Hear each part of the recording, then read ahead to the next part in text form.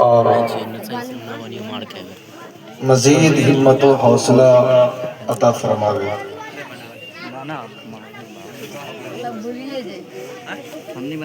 رات کو کل 3 حصوں پر بانٹا گیا ہے، چنانچہ نماز عشاء کے سلسلے میں نبی رحمت صلی اللہ علیہ وآلہ وسلم کا ارشاد ہے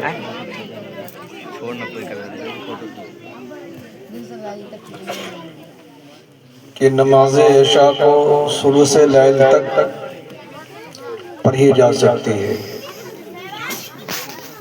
یعنی رات کے تہائی حصے تک۔ تو پتہ چلا کہ رات 3 حصوں پر مشتمل ہے۔ پہلا حصہ 6 سے 10، دوسرا حصہ 10 سے 2 اور تیسرا حصہ 2 سے 6۔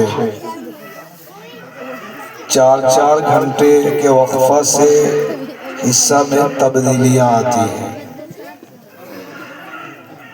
تو آپ جو اس وقت بیٹھے ہوئے ہیں رات کے دوسرے حصوں کے اکثر اور بیشتر حصوں میں ہیں آپ، چونکہ 11:30 بجنے کو ہے تو یہ کہا جا سکتا ہے کہ آپ رات کے دوسرے حصوں کا بھی بیشتر حصہ لے چکے ہیں۔ قرآن کریم کی جس آیت آپ کے سامنے پیش کی گئی ہے اس آیت کے اندر اللہ رب العزت کا پیغام ہے۔ اللہ فرماتا ہے وَمِن رَحْمَتِهِ جَعَلَ لَكُمُ اللَّيْلَ وَالنَّهَارَ، اے دنیا والوں، دن اور رات کی پیدائش یہ ہماری رحمت ہے، ہماری رحمت ہے۔ دنیا کی دوسری چیزیں جس طرح اللہ رب العالمین کی رحمت ہے، اسی طریقے سے دن اور رات بھی اللہ رب العالمین کی رحمت ہے۔ لِتَسْكُنُوا فِيهِ وَلِتَبْتَغُوا مِنْ فَضْلِهِ،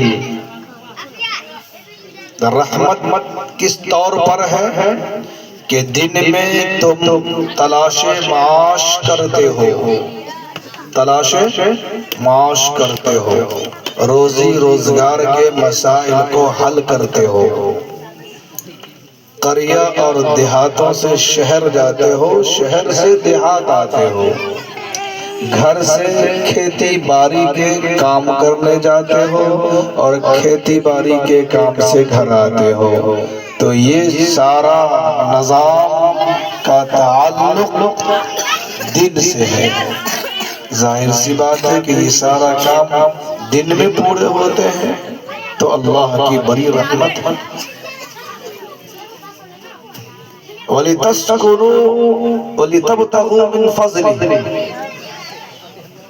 تَسْكُنُوا فِيهِ وَلِتَبْتَغُوا مِنْ فَضْلِهِ، اور رات کو اللہ رب العالمین نے سکونیت کے لیے بنایا ہے، آرام کے لیے بنایا ہے، تکان کو دور کرنے کے لیے، دل اور دماغ کے بوجھ کو اتارنے کے لیے، جسمانی طور پر اور دماغی طور پر انسان ہلکا ہونے کے لیے اللہ رب العالمین نے رات کو بنایا ہے۔ اب وہ آدمی جو دن کو رات بنا لے اور رات کو دن بنا لے، میں سمجھتا ہوں کہ یہ پیغام رب کے خلاف ہے، یہ نظام رب کے بھی خلاف ہے۔ دن کو دن بنا کے رکھا جائے اور رات کو رات ہی رہنے دیا جائے تو یہ زیادہ بہتر ہے۔ اللہ ماشاءاللہ کبھی کبھار ہو گیا، لیکن مزاج اگر بنا لیا جائے کہ ہمارا پروگرام صرف رات میں ہی ہوگا، دن میں نہیں ہوگا، تو یہ اچھی بات نہیں ہے، یہ بکواس ہے، فالتو بات ہے۔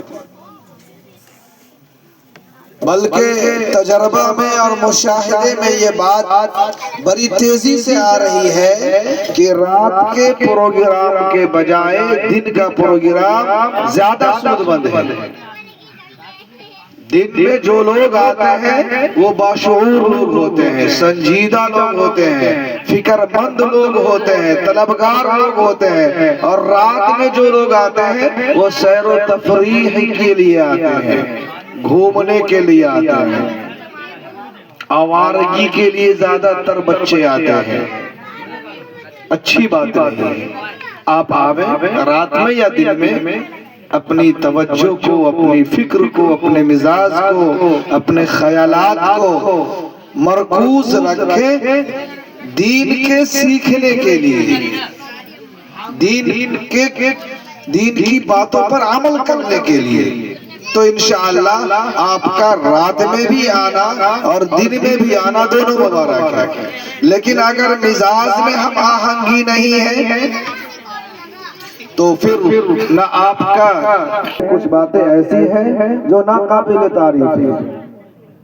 ہماری ذمہ داری بنتی ہے کہ جو باتیں قابل تعریف ہیں اس کی تعریف کی جائے، اور جو باتیں قابل ناقبول ہے اس کو سامنے کر دیا جائے، ظاہر کر دیا جائے، تاکہ آنے کا میرا جو مقصد ہے وہ بے فائدہ نہ جائے، بے سود نہ ہو۔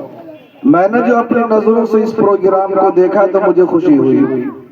نسیم صاحب نے کیا ہے، بہت عمدہ، بہت اچھا، بڑا پیارا، بہت منظم طریقے پر انہوں نے کیا ہے۔ اس سے ان کی تعلیمی اور تربیتی اور اخلاقی اور فکری حوصلے کا پتہ دیتا ہے۔ یہ کچھ چاہتے ہیں، قوم کو دینا چاہتے ہیں،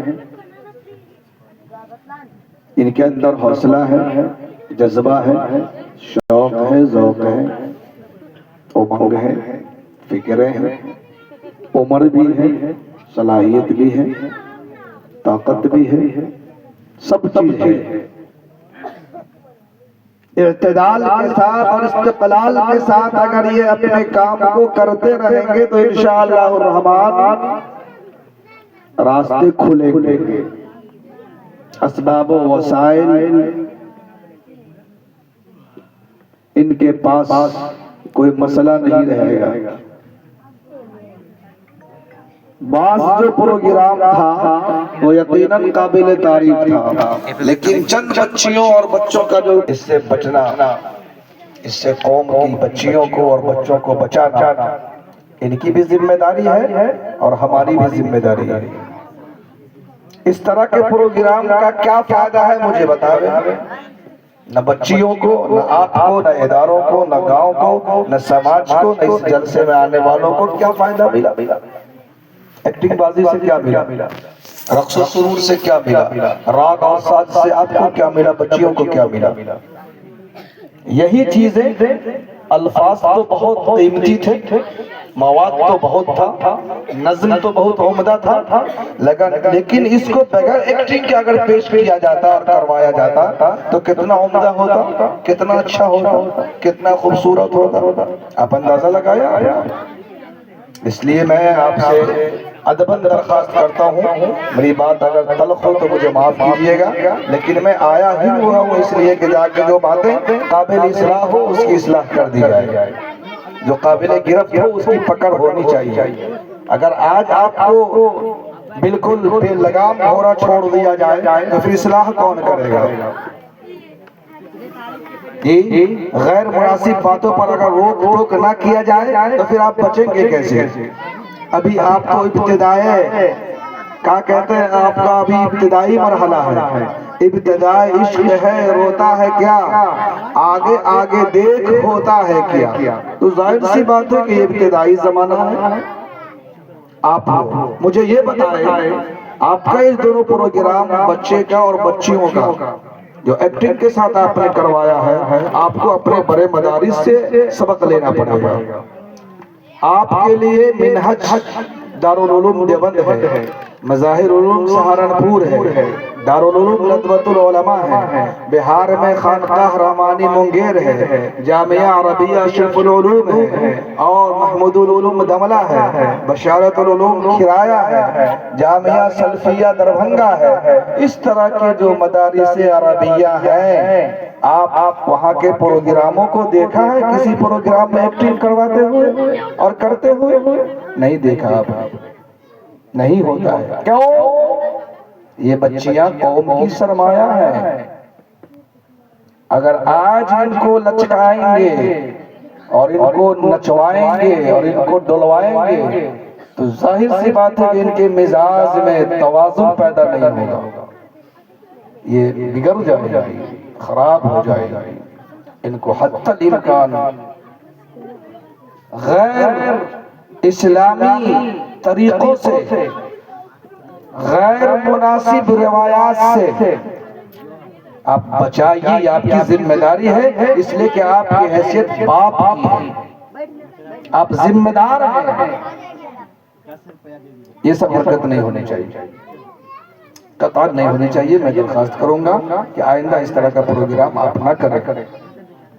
سادہ سمپل، جو بالکل سادگی سے بھرا ہوا ہو، وہ آپ کو اتنا اچھا لگے گا، اتنا عمدہ لگے گا، اتنا بہتر لگے گا، یقین مانیے کہ وہ آپ کا جو وہ پروگرام ایک ایسا سحر انگیز ہوگا، جادوئی پروگرام ہوگا۔ آپ کو اس کا اندازہ نہیں ہے چونکہ آپ ابھی تو ابتدائی مرحلہ ہے، لیکن یہ بھی بات قابل تعریف ہے کہ ننھی منھی چھوٹی چھوٹی بچیوں کو آپ نے جس بہتر انداز میں تیار کیا ہے، قرآن کریم کی تلاوت ہو، نعت گوئی ہو، نظم ہو اور مکالمہ ہو، اور بھی جو دیگر پروگرام آپ نے بچے اور بچیوں کے ذریعے پیش کیا ہے، وہ نہایت ہی صاف اور شفاف پروگرام تھا، بہت اچھا، بہت عمدہ۔ چونکہ ان کی عمر کے لحاظ سے جو پروگرام ان بچیوں نے پیش کیا ہے، عمر سے عمدہ، اپنی صلاحیت سے اونچا، لیکن کچھ باتیں تھیں جو قابل ترک تھی، تو اپنوں سے کہہ دینا یہ اپنائیت ہے۔